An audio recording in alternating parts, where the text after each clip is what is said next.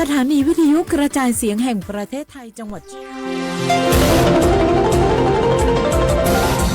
วิทยุแห่งประเทศไทยให้ความรู้คู่ความสุข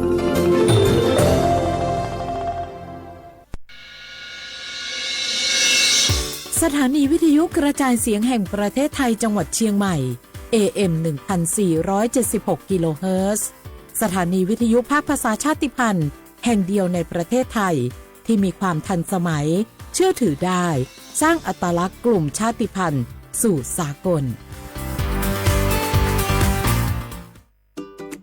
เมียปี้ป้าจัน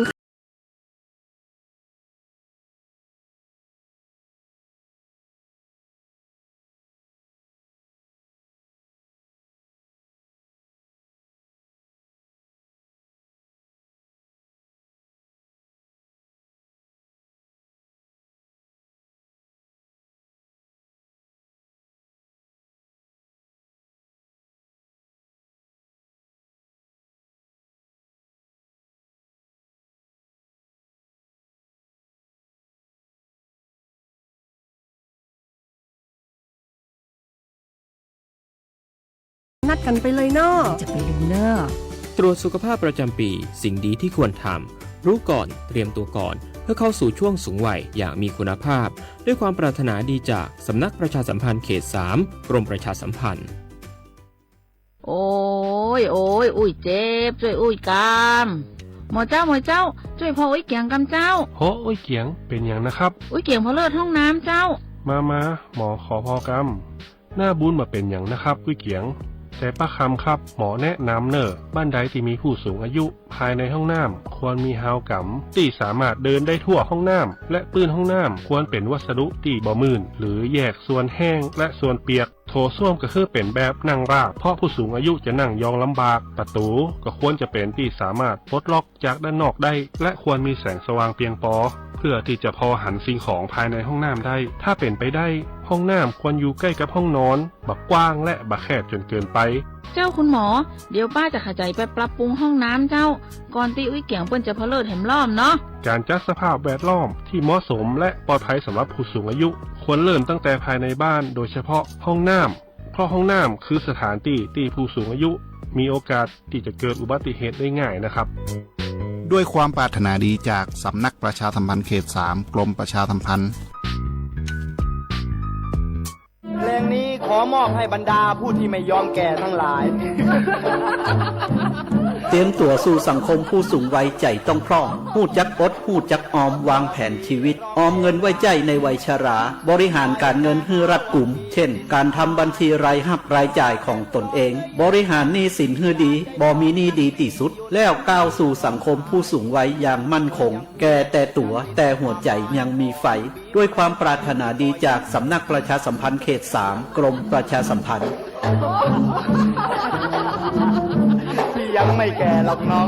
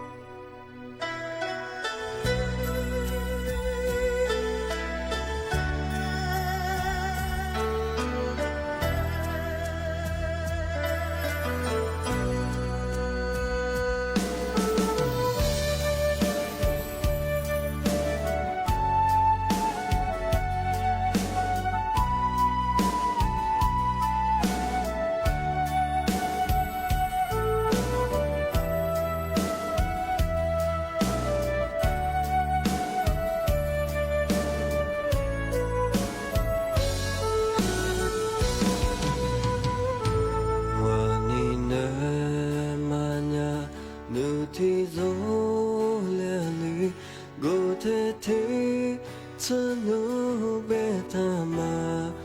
นินเนเคเลงวานิมิเทเทเชวานิมาคูวานูเบเคเลงวามาเมเลเฮนิมาชาลาวาเตนูที่สุมิลิววาเซควานูมาเตเพมาดามานูเซเซเควาเตลูบิเตนูเบคเลนิโบทัว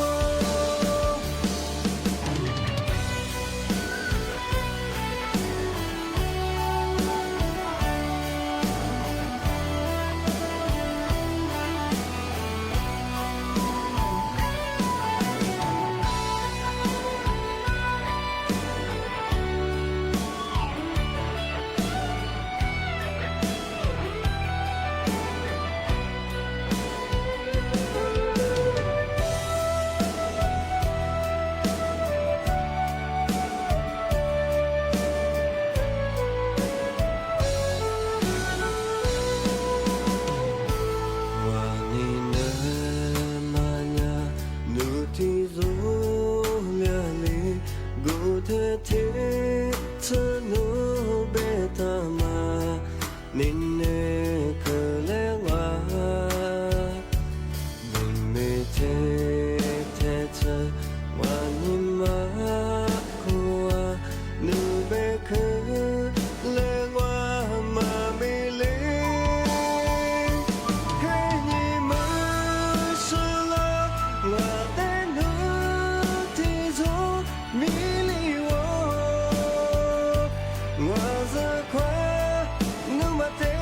เพมาดามานูเซเซเควาเตลูบิเตียวเฮนิมาชาลาวาเตนูที่สุมิลิววาซาควานูมาเตเพมาดามานูเซเซเควาเต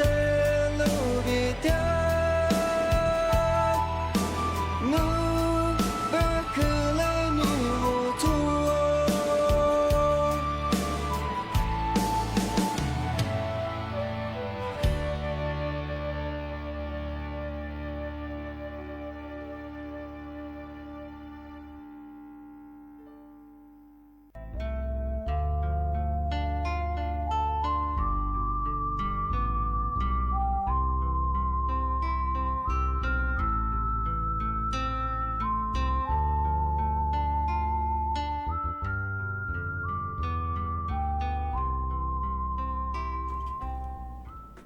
就我那过的去群下，我那木来你给么当，我那你虐我。你这个狗，完了你那是做。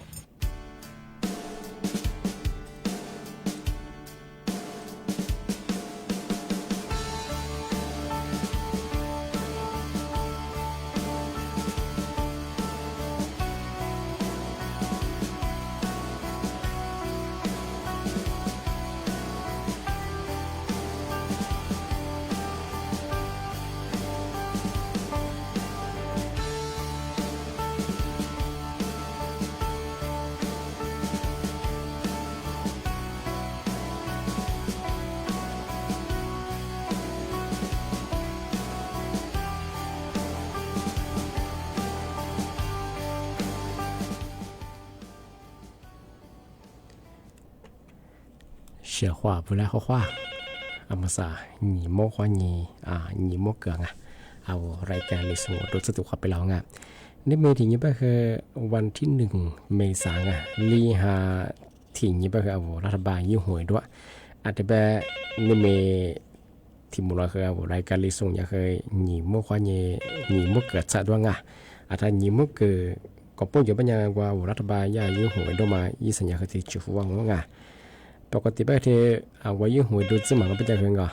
หนีโมกว่าหนี3 โมที่จุดโมที่ด้วย เอาลิซุงปากกากวงไม่ท่าจิ้งหมายงานสถานีวิทยุกระจายเสียงแห่งประเทศไทยจังหวัดเชียงใหม่มาดางอาทิตย์ทาววิทยุว่าโดยจะมาไงยี่ระบบยี่ความถี่งก็คือระบบ AM ไงยี่ความถี่เนี่ยคือติดตุลีฮาสิทธิ์โชว์คือกว่าโจนเนี่ยคือตัวละที่ยี่ทาวฟิสบัวคือไลฟ์สดยังไงยี่ชื่อเพลงก็คือสวทเชียงใหม่ AM 1476กิโลเฮิรตซ์งานี่มีถึงยังงอไม่ยาเอาลิซูอาบายี่เห็นยี่บ้าเอาคือพลังกับนี่มีถึงยี่บ้าคือสาหาลีอย่างนี้มั้งนี่มีถึงยี่บ้าคืออ้างอย่างนี้ยี่โคยี่ตัวหมายาสุดสื่อเหตุกดิกมาที่ปัญญาเอาบุยเอาท้ายบางไม่ยาคือลีหาทิ้งยี่ตัวเราว่าไงนี่มีถึงยี่บ้าคืออาบายี่สิบตัวเราไงลีหาทิ้งยี่ที่ยังไงนี่มีที่มุลคือเอาไว้ช่วยได้แต่มาปีมาแต่จะมาแจ้งเตือนใช่ไหมก็คือไงมือสาคือเอาไว้มาโทรศัพท์มือถือดูซุ่มแบงไงเอาไว้ทีวีดูซุ่มแบงคืออีข่าวก็ดูงานมือสาว่าเดี๋ยวเอาไว้แผ่นดินไหวมั้งไงมีจอมามีเช่นจอมั้งไงที่ยังมือสาโจถ้าไม่ก็คือไงจะยาฮีสัตว์ใช้มางอจะบีมาคือเอาระบายยาคือทีเดียขึ้นใหญ่ทีเดียดูแลงอที่นี่คือหลักสูตรตัวเรามาคือไงที่เรียกกันเมทที่เรียกก็อย่างที่เรียกยืดตัวใจชกงานที่นี่คือเอาถ้าไม่ได้มางานชกงานเนาะ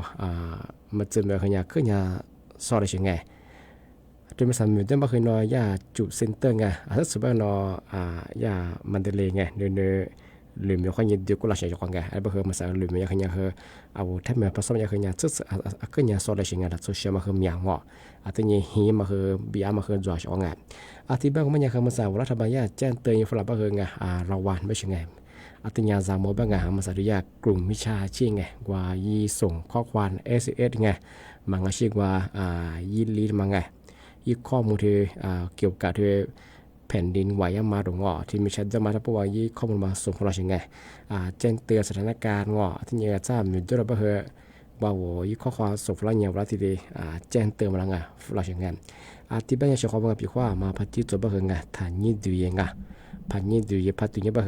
เอาไว้ข้อมูลส่วนตัวงอมาแบบที่ยังเคยปีขว่าโนพันยี่ดูบ้างยี่ว่าเอาโทรศัพท์ว่าไงที่ดีควบคุมที่ดีน่าชิงไงบ้างเอาไว้ข้อมูลเพียที่ดีโดนให้มาคือตัวชิงไงที่บ้างมายี่ข่าวยาสัวก็ยังได้ใช้ยังไงที่บ้านยังชอบงานมาคือไงแต่ใช้ยังไงปีขว่าโซมาส่งฝรั่งไงแต่ยี่ดูไงแต่บางอย่างรัฐบาลเคยแจ้งเตือนฝรั่งภาษาที่แกนคอร์เซนเตอร์แกนไม่ใช่ชื่อว่าคือไงหรือยี่ SS ไงเอาละคือส่งฝรั่งมาคือไงแต่ยังดีไงที่พี่ว่ายี่ข่าวว่าแผ่นดินไหวแต่พวกมันทำไมถึงมาแต่จำว่าบางทีมาแบบฝรั่งนี่มาถึงว่าคือเบอร์โทรฉุกเฉินพี่ว่าว่าอยู่ในสถานการณ์ที่แผ่นดินไหวมาพัฒน์บ้างไงว่ามาติดต่อเชื่อเงาะอะไรยินดีเชื่อบ้างวิบุตรวันสักบ้างว่าเคยถึงมาปีมากทีเดียวแบบเปิดงานมาคือหน่วยงานยี่เบื้องยี่วุฒิมายี่วุฒิมาเพื่อสายด่วนแผ่นดินไหวมาแผ่นดินไหวมาคือยายี่บุตรยาคือ1182ที่บ้าคือกบสูงมันก็จะคือกบ4ยี่มาที่มาบ้าคือเบอร์โทร1784ทำไมไม่คือกรมป้องกันและบรรเทาสาธารณภัยทำไมโทรใจหน่องสามารถถึงมาก็คือศูนย์เตือนภัยพิบัติแห่งชาติมันคือ023994114ไว้สขอแบ่ง023994114ทำไมคือศูนย์เตือนภัยรีบมาถึงมาก็คือแพทย์ฉุกเฉินทำไมคือว่าคุยยาโหลฉุกเฉิน1669ปีว่าโนว่ามีว่างอลกคือเลื่อยโหลดเยอะบ้างเอาโหลดฉุกเฉินว่าคุยยาโหลดว่าพัฒโตใช่ป่ะที่ตัวอย่างคือ1669มั้งที่บ้านของบ้านยังชอบของปีว่ามีตัวหลงแบงเล็กเล็กคือว่ายี่เบอร์โทรหน่วยงานที่จะช่วยเหลือมาเคยที่เดียติดต่อที่เดียทุกผู้ชมชอบของจะมาเคยเดินมาที่เดียปีมากใช่ไหมของงานที่บ้านยังชอบของนี่มีคือเอาอะไรกันเลยส่งด้วยว่าคือศาสตร์สนเทศด้วยหนีมุกข้อหนีมุกเกิดสังที่บ้านหนีมุกเกิดกับพวกจะมาคือจะว่ายารัฐบาลที่ยุ่งด้วยว่ายาอีสัญญามาครับวิทยุที่ชูฟังมาคือวันที่1 เจวันที่16ที่เรายุ่งด้วยจริงยังไงเอาอะไรกันเลยคือ ศาสตร์เสนอเทียนด้วยงานเจ้าของงานอาทิตย์ปัญญาเสนองานเสนอก็คือชมโมในนี้ชมโมควายยีเจโมคือตัวมูลค่าเจ้าของงานนี่เป็นที่มูลค่าคือหนีโมคือควายหนีโมควายยีหนีโมกระสังเอาชัวร์วิทยุนั้นจะส่งอาทิตย์นี้ถ้าเรามากกว่าตีฟลาโซมากกว่าเกือบฟลาโซได้คือบ่มองานเจ้าของงานอาทิตย์เจ้าของงานมาใส่ก็คือเอาพันเนี่ยก็คือที่ PA 2.5 ไงหมอกความคือมีอาทิตย์ก็คือว่าคือด้วยไงมาคนเดียวมาดูแลสุขภาพเยอะเจ้าของงานอาทิตย์ก็คือแสดงไงชมโมควายยี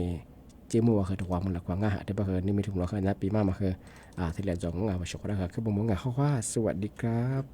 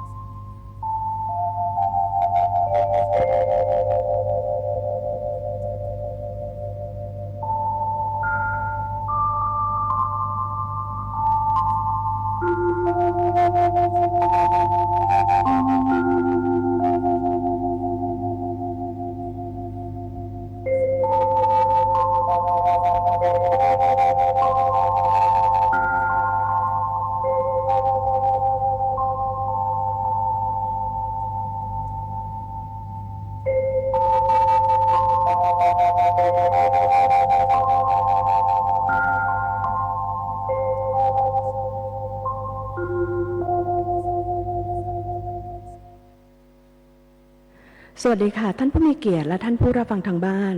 ที่นี่สถานที่ออกรางวัลสลากกินแบ่งรัฐบาลณห้องออกรางวัลสำนักงานสลากกินแบ่งรัฐบาลจังหวัดนนทบุรีจะทำการออกรางวัลสลากกินแบ่งรัฐบาล6หลักและสลากกินแบ่งรัฐบาลตัวเลข3หลักงวดวันที่1 เมษายน